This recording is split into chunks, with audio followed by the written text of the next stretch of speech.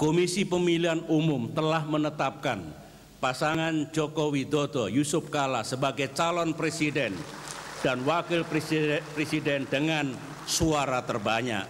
Saat ini kita masih menunggu proses akhir dari gugatan yang diajukan oleh pasangan Prabowo Hatta kepada Mahkamah Konstitusi. Yang penting saudara-saudara, marilah kita semua bekerja sama untuk terus mengawal proses ini agar berlangsung secara konstitusional dan damai, serta selalu mengedepankan kepentingan dan masa depan rakyat Indonesia. Sama seperti sebelumnya, proses pemilu 2014 ini harus benar-benar menyuarakan nurani rakyat dan bukan semata pertarungan elit politik. Saya yakin inilah yang paling diharapkan oleh rakyat kita pada saat ini. Perjalanan bangsa Indonesia kini ditandai oleh politik yang stabil, pertumbuhan ekonomi yang relatif tinggi, dan persatuan nasional yang semakin kokoh. Marilah kita terus jaga modal besar ini agar dapat terus dinikmati oleh generasi penerus. Dalam kehidupan bernegara, satu hal yang perlu terus kita pelihara adalah kualitas demokrasi. Di sini perlu dibedakan antara demokrasi prosedural dan demokrasi substantif. Sekalipun berbeda, namun keduanya sama pentingnya. Memang demokrasi prosedural dalam arti pembentukan partai politik, pelaksanaan pemilu dan pembentukan pemerintah dan parlemen tidak otomatis menjamin demokrasi yang berkualitas. Sementara itu, demokrasi yang berkualitas mempunyai banyak dimensi positif. Misalnya, tampilnya wakil-wakil rakyat yang bersih dan memiliki solusi terhadap masalah bangsa, pemilihan umum yang menampilkan perdebatan yang bermutu dan persaingan yang sehat, peran pers yang independen, kritis, dan berintegritas, surutnya praktek money politics dalam pelaksanaan pemilu, kecerdasan dan kematangan rakyat dalam memilih wakil-wakil mereka. Di atas kearifan lokal yang sudah ratusan tahun mewarnai pertumbuhan rakyat kita, dan terselesaikannya segala perselisihan dalam pemilu secara damai dan konstitusional. Inilah demokrasi yang tengah kita bangun dan matangkan. Indikasi terkuat dari demokrasi yang berkualitas adalah semakin tumbuhnya kepercayaan dan optimisme masyarakat terhadap sistem demokrasi dan terhadap para pemimpinnya. Semuanya ini, jika bisa kita capai, akan menjadikan demokrasi Indonesia lebih dari sekedar proses penghitungan suara atau transaksi politik, melainkan suatu kekuatan sejarah real yang akan membuat bangsa Indonesia menjadi kuat, jaya, dan makmur. Saudara-saudara, demokrasi yang kita bangun akan sia-sia tanpa adanya keadilan yang benar-benar dirasakan masyarakat. Dari era kolonialisme, era kemerdekaan, era pembangunan, sampai era reformasi, perjuangan rakyat Indonesia adalah perjuangan untuk mendapatkan keadilan. Hal ini secara abadi telah tercantum dalam sila kelima dasar negara kita, Pancasila. Kita harus yakin dan percaya bahwa negara hadir untuk memberikan keadilan. Apakah keadilan ekonomi, keadilan sosial, keadilan politik, maupun keadilan hukum. Keadilan untuk semua, justice for all, merupakan komitmen moral sekaligus sebagai agenda kerja pemerintahan yang saya pimpin sejak tahun 2009 hingga 2014 ini. Keadilan akan makin tegak dan kuat apabila supremasi hukum ditegakkan secara konsisten. Karena itulah, kalau di masa lalu politik pernah menjadi panglima dan kemudian ekonomi menjadi panglima, maka dalam era reformasi hukumlah yang kita jadikan panglima. Ini berarti tidak ada satupun warga negara Indonesia yang berada di luar jangkauan hukum atau di atas hukum. Ini juga berarti tidak ada satupun kelompok masyarakat kita yang berhak main hakim sendiri atau memaksakan pendapatnya pada pihak lain. Penegakan hukum adalah kunci dari upaya pemberantasan korupsi yang menjadi musuh reformasi dan juga merugikan kepentingan rakyat. Kini korupsi telah kita perlakukan sebagai kejahatan luar biasa yang penanganannya harus dilakukan dengan cara-cara yang luar biasa pula. Berulang kali saya tegaskan, tidak ada yang kebal hukum di negeri ini dan tidak ada tebang pilih kepada mereka yang melakukan tindak pidana korupsi. Karena itulah sebagai Presiden, pada periode 2004 hingga 2012, saya telah menandatangani 176 izin pemeriksaan bagi kepala daerah dan pejabat yang diduga melakukan kasus korupsi dan tindak pidana lainnya, tanpa sedikit pun melihat apa jabatannya, apa partai politiknya, dan siapa koneksinya. Selain itu, pada periode 2004-2014 terdapat 277 pejabat negara, baik pusat maupun daerah, baik eksekutif, legislatif maupun yudikatif, yang ditangani KPK terkait dengan tindak pidana korupsi. Tidak termasuk perkara yang ditangani oleh Kepolisian Republik Indonesia dan Kejaksaan. Di satu sisi, saudara-saudara, hal ini mencerminkan gejala buruk bahwa korupsi tetap menjadi tantangan utama dalam kehidupan bernegara kita. Namun, di sisi lain, hal ini membuktikan bahwa hukum kita mampu menjerat siapapun yang melakukan pelanggaran tanpa pandang bulu. Inilah yang membuat saya optimis bahwa upaya pemberantasan korupsi jika terus dilaksanakan secara konsisten akan dapat melahirkan pemerintahan yang jauh lebih bersih di masa depan. Karenanya, pemerintah terus mendukung dan memberikan ruang gerak yang luas bagi KPK untuk memberantas korupsi.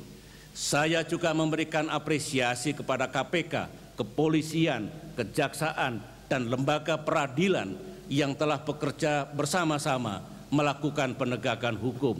Walaupun diakui bahwa hal ini tidak selalu mudah dilaksanakan di lapangan.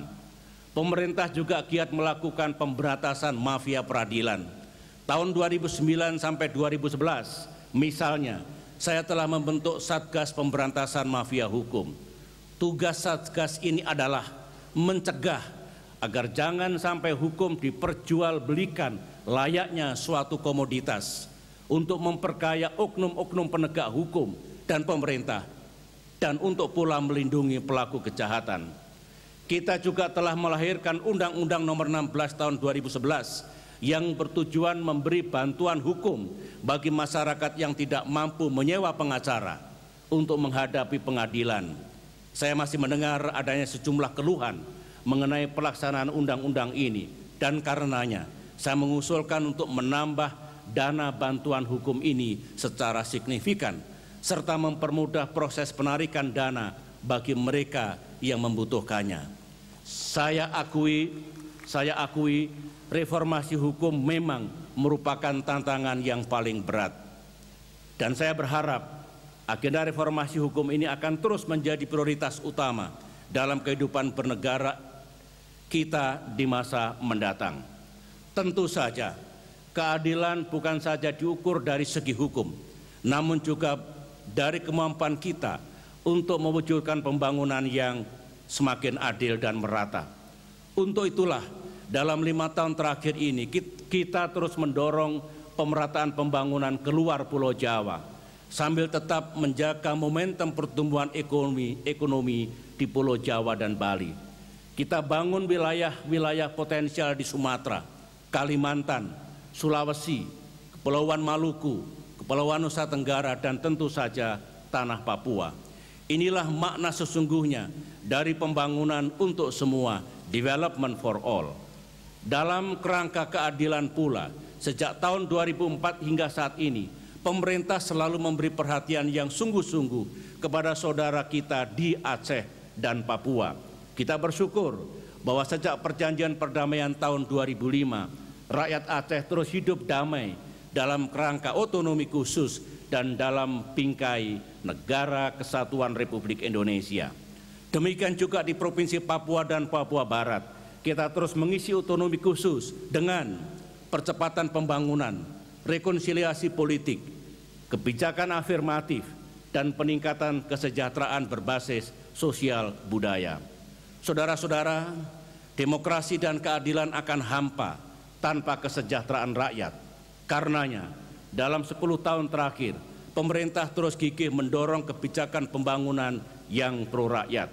Suatu kebijakan pembangunan yang secara bersamaan dapat mendorong pertumbuhan, mengentaskan kemiskinan, menciptakan lapangan pekerjaan, dan menjaga kelestarian lingkungan. Dalam hal ini, alhamdulillah, kita dapat terus memacu momentum pemulihan ekonomi yang sejak krisis moneter telah dirintis oleh para pendahulu, baik Presiden Habibie, almarhum Presiden Abdurrahman Wahid, maupun Presiden Megawati Soekarno Putri. Dalam kaitan itu, selama 1 dekade terakhir, kita mencatat bersama beberapa perkembangan positif dalam pembangunan Indonesia. Pertama, kita dapat menjaga stabilitas dan kondisi makroekonomi yang relatif baik. Walaupun bangsa kita terus diterpa cobaan, apakah itu dalam bentuk bencana alam maupun krisis moneter global utamanya yang terjadi pada tahun 2008. Kedua, Indonesia terus mencetak pertumbuhan ekonomi yang relatif tinggi. Pada periode tahun 2009-2013, secara rata-rata pertumbuhan ekonomi nasional mencapai 5,9%. Ini jauh lebih tinggi dari pertumbuhan ekonomi Amerika Serikat, Eropa, dan Jepang pada kurun waktu yang sama. Di semester pertama tahun 2014 ini, ekonomi kita memang mengalami perlambatan menjadi sekitar 5,2%. Sungguh pun demikian, di antara negara-negara G20, kita tetap menempati posisi pertumbuhan tertinggi setelah Tiongkok. Kemampuan kita untuk menjaga laju pertumbuhan ekonomi sangat penting, mengingat dewasa ini cukup banyak negara emerging economies lainnya yang pertumbuhan ekonominya menurun, bahkan sebagian menurun cukup tajam. Ketiga, utang negara kini telah berada dalam situasi yang jauh lebih aman. Utang adalah faktor penting karena berkaitan dengan rasa percaya diri dan harga diri suatu bangsa. Utang juga sering dianggap sebagai ancaman dan stigma yang buruk oleh rakyat Indonesia. Di puncak krisis moneter tahun 1998, rasio utang kita terhadap PDB adalah 85%. Yang artinya utang kita hampir sama besarnya dengan penghasilan bangsa kita. Dengan susah payah akhirnya kita berhasil menurunkan rasio utang terhadap PDB kita menjadi sekitar 23%. Sekali lagi, ini bukanlah capaian yang boleh diabaikan. Mari kita bandingkan dengan rasio utang terhadap PDB negara-negara maju yang terus tinggi. Jepang 227,2%. Amerika Serikat 101,5% atau Jerman 78,4%. Dalam hal ini, rasio utang terhadap PDB Indonesia adalah yang terendah di antara negara-negara G20. Kita juga telah melunasi utang kita kepada IMF dan melakukannya 4 tahun lebih awal dari jadwal yang telah disepakati. Salah satu momen yang akan selalu saya ingat sebagai Presiden adalah ketika menerima Managing Director of IMF di kantor saya. Dan waktu itu justru Indonesia lah yang balik memberikan masukan bagaimana cara mereformasi IMF. Indonesia tidak lagi menjadi pasien IMF yang semua kebijakan dan perencanaan ekonominya harus didikte oleh IMF. Hibah juga bukan lagi faktor penentu dalam pembangunan kita. Kita tetap menerima hibah dari negara sahabat dan kita hargai sepanjang diberikan dengan iktikat baik dan semangat persahabatan. Namun hibah dari dunia internasional kini hanya berjumlah sekitar 0,7% dari seluruh anggaran nasional. Ini menandakan bahwa kita telah mencapai kemandirian ekonomi yang makin signifikan. Keempat, Kita juga telah berhasil mencetak sejumlah prestasi ekonomi. Anggaran pembangunan kini mencapai 1.842,5 triliun, tertinggi dalam sejarah Indonesia. Cadangan devisa kita saat ini telah mencapai 110,5 miliar dolar Amerika Serikat setelah sebelumnya pernah mencapai 124,6 miliar dolar Amerika Serikat yang juga tertinggi dalam sejarah. Volume perdagangan kita dalam 10 tahun terakhir mencapai sekitar 400 miliar dolar Amerika Serikat, tertinggi dalam sejarah, walaupun belakangan ini kita mengalami penurunan nilai ekspor. Nilai investasi baik dari luar negeri maupun dalam negeri dalam 10 tahun terakhir mencapai 2.296,6 triliun rupiah, juga tertinggi dalam sejarah. Sementara itu, dalam waktu 9 tahun, pendapatan per kapita rakyat Indonesia meningkat hampir 3,5 kali lipat dari sekitar 10,5 juta rupiah tahun 2004 menjadi sekitar 36,6 juta pada tahun 2013. Di sini kita juga patut bersyukur karena faktanya di tengah gejolak dan krisis ekonomi global yang sering terjadi, tidak banyak bangsa di dunia yang bisa melakukan hal ini. Kelima, Indonesia telah menjadi anggota G20. Ini menandakan bahwa posisi Indonesia dalam peta ekonomi dunia sudah jauh berubah. G20 di abad ke-21 telah menjadi forum utama untuk melakukan kerjasama ekonomi internasional. Dalam forum ini kita berdiri sejajar dan duduk setara dengan negara-negara maju dan ekonomi besar lainnya. Indonesia tidak lagi melihat proses keputusan ekonomi dunia dari luar atau di pinggiran. Kini kita ikut membuat keputusan ekonomi dunia tersebut dari dalam sebagai anggota G20. Pendek kata, Indonesia telah menjadi salah satu pemain inti dalam ekonomi internasional. Kita tidak punya alasan menjadi bangsa yang rendah diri, yang gemar menyalahkan dunia atas segala permasalahan yang terjadi. Kita harus meyakini bahwa Indonesia di abad ke-21 adalah bagian dari solusi dunia. Namun sekali lagi, kita tidak boleh berpuas diri dan takabur melihat semuanya ini. Tantangan dan permasalahan yang dihadapi bangsa kita masih banyak. Pekerjaan rumah kita tidak sedikit.